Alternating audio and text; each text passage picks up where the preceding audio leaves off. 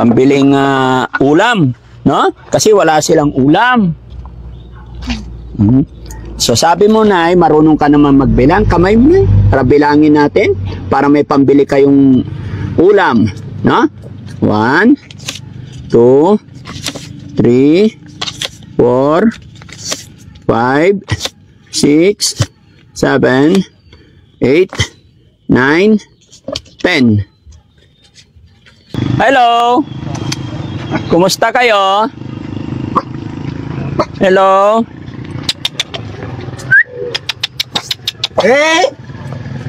Hi Lola! Kumusta kayo? Pwede pa kami tumuloy? Hindi mangagat? Hindi. Pwede ba kami tumuloy? Ay Lola, ay pwede takpan ng tuwalya? Lola, magtakip ka ng tuwalya? Ayan. Ayan, para hindi makita. Wait! Nakausap pa ba si Lola? Sinong kasama nyo dito? Ilan kayo nakatira dito, kuya? Huwag kang matakot, huwag kayong matakot. Mga kaibigan po kami. Anong pangalan ni Lola? Erlinda. Oh, Lola Erlinda. Kumusta po kayo? 4 kayo nakatira dito? Si Kuya. Kuya, anong pangalan mo?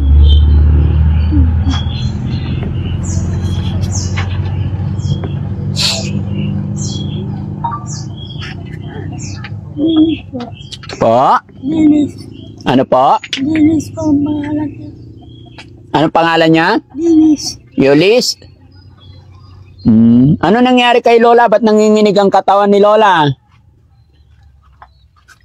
Sino ba pwedeng kausapin dito? Ay, hello po. Nay, magandang tanghali po. Dito po tayo, Nay. Pwede ba kayong makausap? Upo po kayo, Nay. Upo tayo. Yan. Okay lang. Ano po? Angeline po. Angeline. Ano nyo po siya? Nanay. Nanay? Okay lang po ka, Nay? Yan, mag-usap tayo. Huwag kayong matakot sa akin. Ako po si Daddy Frankie. Mamimigay kami ng kaunting tulong. Okay lang. Kung ano yung pwedeng ibigay namin. No? Ilan kayo nakatira dito? 4. 4? Asan ang isa? Si tatay.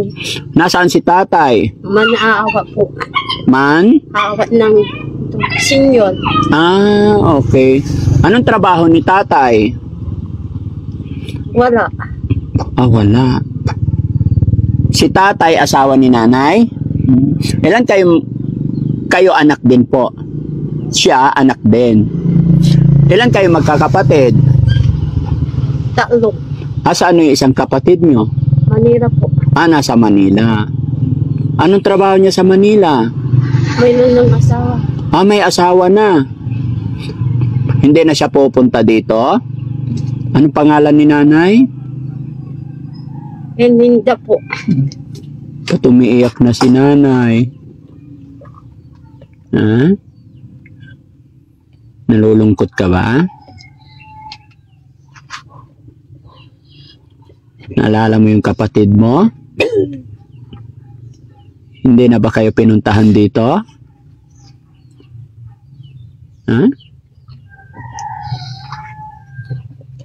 So yun mga kababayan, mga kabarangay, no? Ito ang kalagayan ng pamilyang nadatnan natin dito na inilapit sa ating team. Si nanay, senior na, may sakit. Tapos yung 2 nilang anak, ito alagain din. Ba't umiiyak si nanay? Okay ka lang, Nay? Anong gusto mong sabihin sa kapatid mo? Mapapanood niya po tayo. Kasi si nanay umiiyak. Nay, ba't po kayo umiiyak?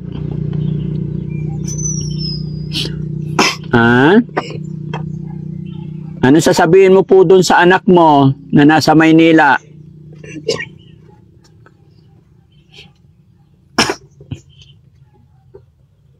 Umiiyak si nanay, mga kababayan.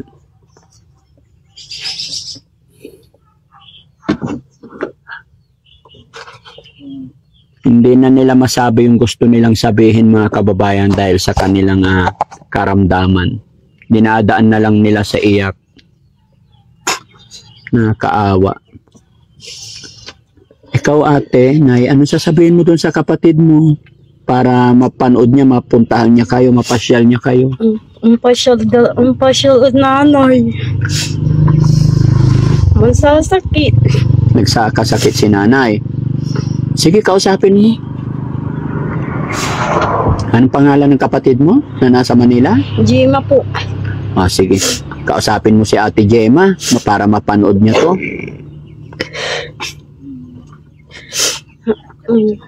Sige. Kausapin mo. Mapapanood ni Ate Gemma. Maririnig niya yung sasabihin mo. Jima. Si nanay. Masasakit. Ang sampot. Po. Pasyal lang tayo nanay.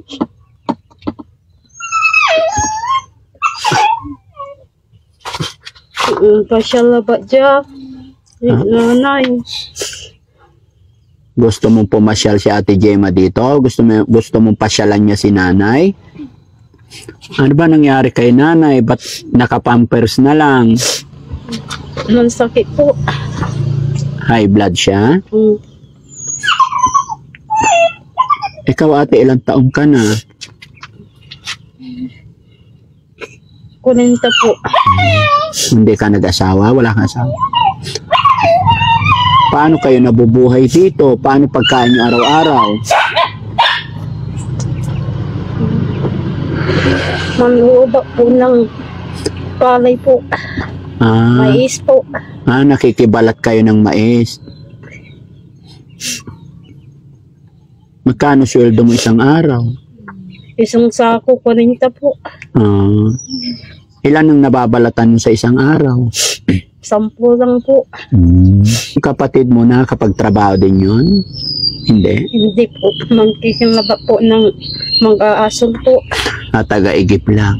Kasi kung mapapansin nyo, mga kababayan, halos lahat sila nasasabi nating PWD. Ano? Kaya salamat sa mga kababayan natin na nagre-reach out sa Team Daddy Frankie at saka kay Boss Tax, mga kababayan. Inilapit ni Boss Tax sa Team Daddy Frankie ang pamilyang ito. Nay, okay ka lang, Nay? Ano sasabihin mo kay Ate Gemma, yung anak mo? Sige, Nay, mapapanood niya to.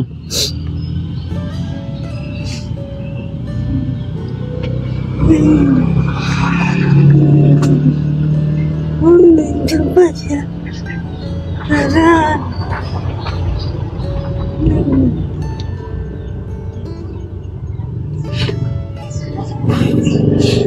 Ate Gemma, kung mapapanood mo man ang video ito po yung kalagayan ng iyong mga kapatid at ang iyong nanay at tatay. Hindi na makapagsalita si Lola. Stroke siya, no?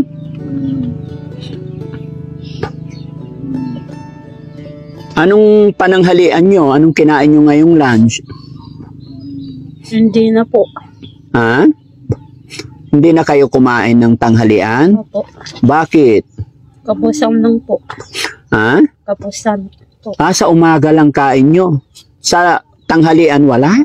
Bakit po? Merinda po lang. Merienda lang. Ba't hindi kayo nagsaing ng kanin? Para kahit kanin lang tsaka kape, pwede na. Siguro mga kababayan dahil sa kawalan kahirapan ng buhay kaya. Ayon sa kanila, breakfast lang. Tapos, merienda lang. Pero sa gabi, kakain kayo ng kanin. Opo.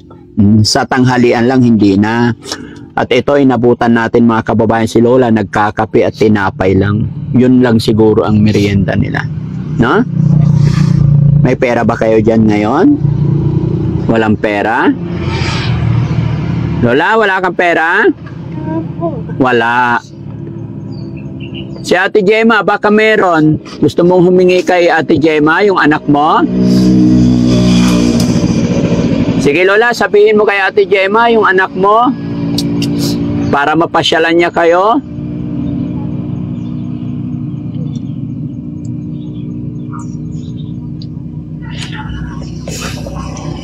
Wala na talaga, no? Hindi na mapagsalita si nanay. Matagal na ba siyang ganyan? Ilang taon na? Sa isinta po. Matagal na kayo nakatira dito? Opo. Mga ilang taon na kayo nakatira dito? Matawkaw na po. Mula pagkabata mo. Sige, para makakain kayo ng tanghalian, magbibigay akong bigas, Guys, pahingi isang sakong bigas. Kuya Chris, pahingi isang sakong bigas. Kasi mga kababayan, ayon sa kanila, hindi po sila nagla-lunch. Tinapay na lang. Almusal lang at saka hapunan. No? So, bibigyan natin sila ng bigas, no? Para may pangsaing kayo, Nay. No? Nakakaawa mga kababayan yung kalagayan nila dito. Tsaka magbibigay din ako ng pera. Pambili kayo ng... Marunong ka naman sa pera, Nay. May tanong lang ako, wag mong mamasamay. Nakapag-aral ka rin ba, Nay? Opo. Hanggang saan na natapos mo? Grade 6 po. Grade 6. So marunong na magbilang, no? Ano oras babalik si tatay? Alas 2 na po. Sa alas 2 babalik. Paano pag wala siyang nakuha sa ayuda? Ayan. Ito, Chris. Pakilagay dito. Bigyan natin sila. Ayan, para mapagsaing kayo, ha? Ayan. Okay. Tapos, bigyan natin sila ng pambiling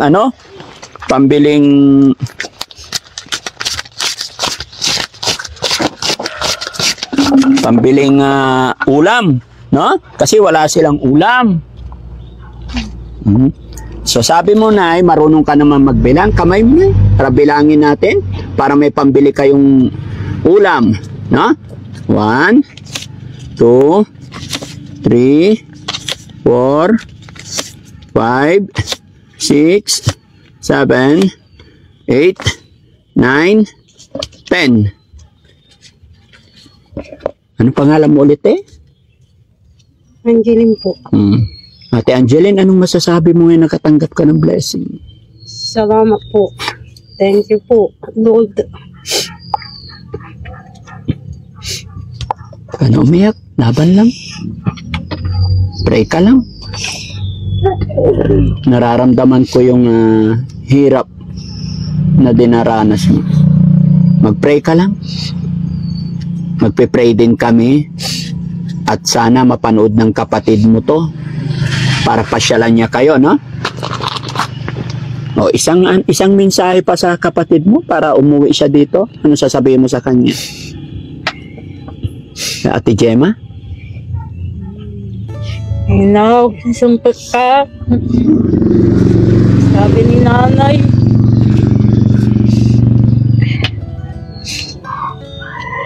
Ang sasakit. Sumputan mo.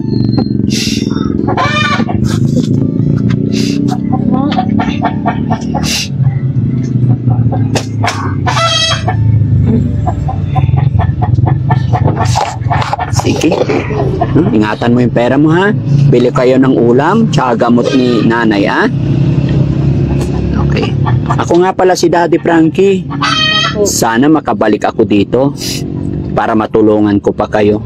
Kaya sa babalik, salamat po. Uncle Frankie. Thank you po.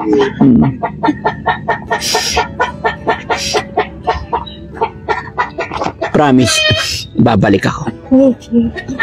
Para mas makatulong pa si Daddy Frankie sa inyo. Ha? Salamat, babalik po. Thank you, Lord. dahil napuntahan ko kayo. Opo. Huwag na huwag mong pababayaan si nanay. Hanggat nandyan si nanay, habang nabubuhay si nanay, iparamdam natin yung pagmamahal natin sa kanya, ha? Opo. Hanggang sa kahuli-hulihang sandali, huwag natin pababayaan. No? Nararamdaman ko yung nararamdaman mo, kapatid, kasi may magulang din ako. Iyak nang iyak si ate, mga kababayan. Napag-usapan lang yung kapatid niya, mga kababayan, ni si Ate Gemma na nasa Maynila. Talagang buhos na yung luha.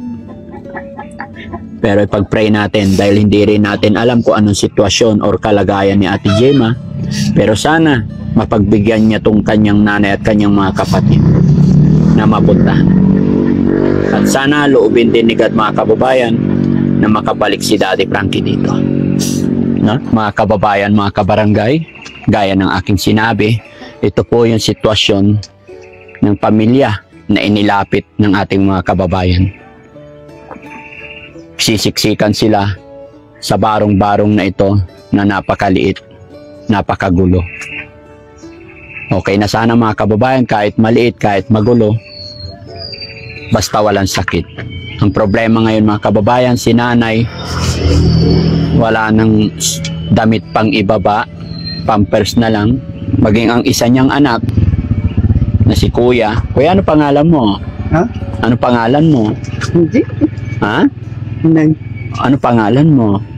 Hindi. Nanginginig ka. Okay ka lang? Ako si Daddy Frankie, kaibigan nyo, ha? Babalik ako dito.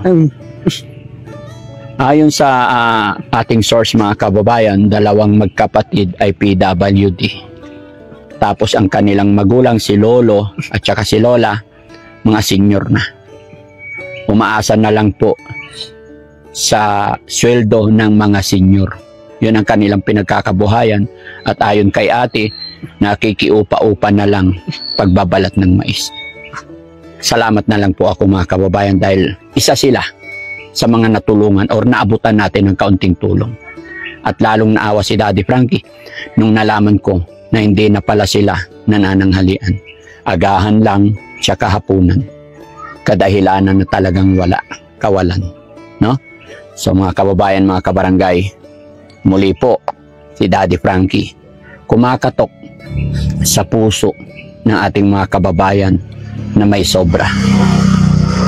Naglalambing po kami, baka may maitulong tayo sa pamilyang ito. At ganun din si Daddy Frankie, mga kababayan, nangako rin ako na babalikan natin sila, no?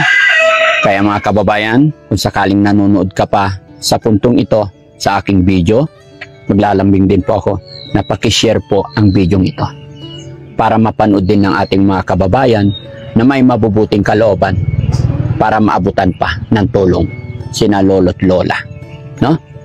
So mga kababayan, maraming salamat po. Abangan nyo po yung pagbabalik namin dito. Maraming salamat and God bless po. Shoutout po sa mga kababayan natin OFW. Kay Ma'am Flora's Vlog, maraming salamat. Lahat na nandiyan ba, thank you so much.